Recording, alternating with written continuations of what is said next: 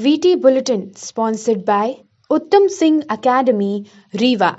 नमस्कार, India times में आपका स्वागत है। आज की बुलेटिन की खबरों के साथ हाजिर हुए हैं। पहली खबर की बात करते हैं। रीवा शहर में विजयदशमी के पर्व को लेकर तैयारियां पूरी हो चुकी थी और कोरोना के चलते इस बार 15 फीट ऊंचे रावण का दहन किला परिसर में किया।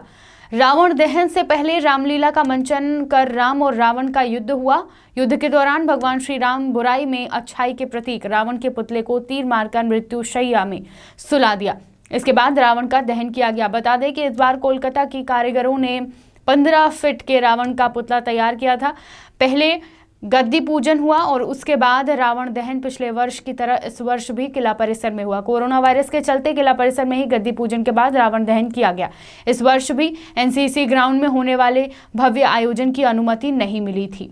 आज रीवा में देश की बर्बादी के प्रतीक नेताओं का संयुक्त किसान मोर्चा ने पुतला दहन किया, जिसमें संयुक्त किसान मोर्चा के द्वारा के संयोजक शिव सिंह ने बताया कि मोदी सरकार के काले किसान कानूनों के विरोध में 1 वर्ष से लगातार आंदोलन जारी है, लेकिन मोदी सरकार सहित अन्य राज्यों में सत्ता पर बैठी भाजपा सरकारों की तानाशाही के चलते लगातार किसान आंदोलन का दमन क्रूरतापूर्वक किया जा रहा है। अभी तक लखीमपुर खीरी घटना के मुख्य दोषी केंद्रीय गृह राज्य मंत्री अजय मिश्रा की गिरफ्तारी व बर्खास्तगी नहीं हुई, जिसके विरोध में संयुक्त किसान मोर्चा ने देश स्तर पर दशहरे के दिन देश की बर्बादी के प्रतीक सरकारी नेताओं का पुतला दहन करने का निर्णय लिया और यह चेतावनी दी कि देश को बर्बाद करने वाले नेताओं एवं नीतियों के खिलाफ तब तक विरोध जारी रहेगा जब तक पूर्णतः किसान विरोधी, जन विरोधी, लोकतंत्र विरोधी, संविधान विरोधी हुकूमत का सफाया नहीं हो जाता।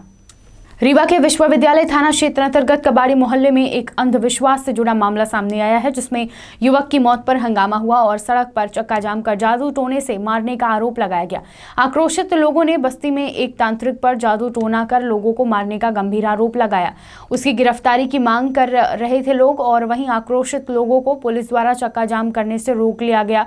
स्थिति को काबू में पा लिया गया। पुलिस के मुताबिक इस आरोप को बेबुनियाद बताया जा रहा है और आरोपी से पूछताछ कर इसको अंधविश्वास करार दिया गया। थाना विश्वविद्यालय के क्षेत्र में पड़ता है वो कबाड़ी मोहल्ला। पप्पू बंसल 30-35 के करीब का उम्र का है। वो बीमार था बहुत दिनों से, अस्पताल में भर्ती था संजय गांधी मेडिकल कॉलेज, और उनको आशंका थी कि जादू टोना से मरा है, लेकिन जबकि वो गलत है और जादू टोना की आशंका में ही वो लोग चक्का जाम किए थे। उन आदमियों को जिन पर संकट है उनको पूछताछ चल रही है। मतलब ये जादू टोना का भाई क्या मतलब प्रक्रिया है, लेकिन ऐसा कुछ नहीं है जहाँ से अभी तक के मतलब उसको जाना मतलब समझा गया। कोई ऐसी बात नहीं है। मतलब फिर बाद में हटा लिए हैं वो लोग। दूसरा भाई भी कोई एडमिट है, बोल रहे हैं। हाँ, तो बीमारी से लोग क्या है कि एक अंधविश्वास में लोग उलझे हुए हैं, है ना। अंधविश्वास में उलझे हुए हैं, बीमारियां हैं। तो छोटी बस्ती में रहते हैं, पढ़े लिखे नहीं हैं, ना समझ हैं। जिसके ऊपर आरोप लगा रहे हैं उसके अभी तक वो आरोप नहीं, तो वो तो अब ठीक है, अब पुलिस का काम है वो जांच फांच करना।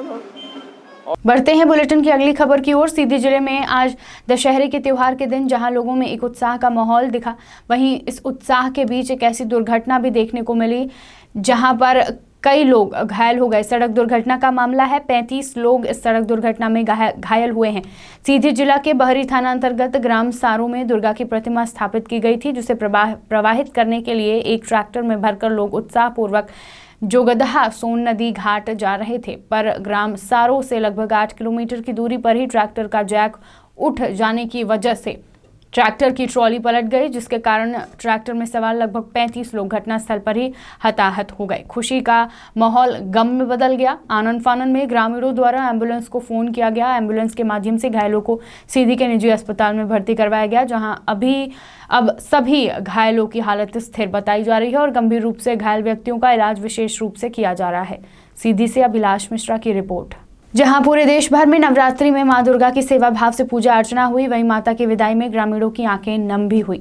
ऐसा ही एक नजारा शहडोल जिले के ग्राम अतरिया में देखने को मिला, जहां मां की विदाई में मां और उसका बेटा रोता दिखे। नवरात्रि का अंतिम दिन विजयदशमी को सभी पंडालों में मां दुर्गा की प्रतिमा को विसर्जन के लिए लोगों ने पंडालों से निकाला। वहीं मां का विसर्जन ग्रामीण अंचल में बड़े ही धूमधाम से किया गया। मां की विदाई की गई। वहीं शासन के गाइडलाइन के अनुसार ही लोगों ने मां का विसर्जन किया, पर कुछ जगहों पर शासन के गाइडलाइन को दरकिनार भी किया गया। ग्रामीण अंचलों में गाँव के लोगों ने अपनी नम आंखों से मां दुर्गा की विदाई की। एक नज़ारा ग्राम अतरिया में भी देखने को मिला, जहाँ दुर्गा माँ की मूर्ति उठते ही वहां खड़ी एक महिला और बच्चा रोने लगे और मां से मिन्नतें करने लगे। उस नज़ारे को देखकर सभी की आंखें नम हो गई। बढ़ते हैं बुलेटिन की आखिरी खबर की ओर। उमरिया जिले के नौरोजाबाद में शारदीय नवरात्रि में प्रतिमा विसर्जन और दशहरे को देखते हुए आगामी त्योहारों को ध्यान में रखते हुए जिले में कानून व्यवस्था बनाए रखने के लिए पुलिस अधीक्षक प्रमोद कुमार सिन्हा के द्वारा स्वयं सभी थाना क्षेत्रों का भ्रमण करते हुए नवरात्रि उत्सव और दशहरे को देखते हुए निरीक्षण किया गया। साथ में थाना प्रभारी नौरोजाबाद ज्ञानेंद्र सिंह और पुलिस बल उपस्थित समितियों के आयोजकों से बातचीत कर प्रशासन की गाइडलाइन का पालन करने का निर्देश दिया। पुलिस अधीक्षक ने नौरोजाबाद थाने में पहुंचकर थाना प्रभारियों के साथ नगर में प्रतिमा विसर्जन स्थल और रावण दहन स्थलों का भी निरीक्षण कर व्यवस्थाओं का जायजा लिया। किस संदर्भ में? वैसे तो चूंकि मैंने ज्वाइन जब किया था एसपी उमरिया के रूप में, उसके बाद यहाँ आया नहीं था, तो वो देखना भी था। पर आज के भ्रमण का मुख्य उद्देश्य था कि कल जो दशहरा का कल और परसों में कार्यक्रम है उसकी समीक्षा करनी थी मुझे, कि मतलब उसकी क्या तैयारियां हैं, कहाँ पे क्या क्या कार्यक्रम होते हैं और क्या संवेदनशीलता है, उस संबंध में थाना प्रभारी को निर्देश दिए गए। इसके अतिरिक्त जो थाने के नॉर्मल वर्किंग होती है, पेंडिंग अपराध, पेंडिंग चालान, गुंडों के खिलाफ कार्रवाई इत्यादि, तो इस पे भी दिशा निर्देश थाना प्रभारी को दिए। सर, नौरोजाबाद की जनता के लिए क्या संदेश है आपका? और नौरोजाबाद की जनता के लिए यही संदेश है कि हमारी जो पुलिस है, उमरिया की पुलिस, नौरोजाबाद की पुलिस, उनकी सुरक्षा के लिए है, उन्हीं के लिए है। तो पुलिस पे भरोसा रखें और कोई किसी प्रकार की कोई समस्या हो तो पुलिस को तत्काल बताएं। विंध्य की तमाम खबरें लेकर कल फिर हाजिर होंगे। देखते रहिए विंध्या टाइम्स। बहुत बहुत धन्यवाद।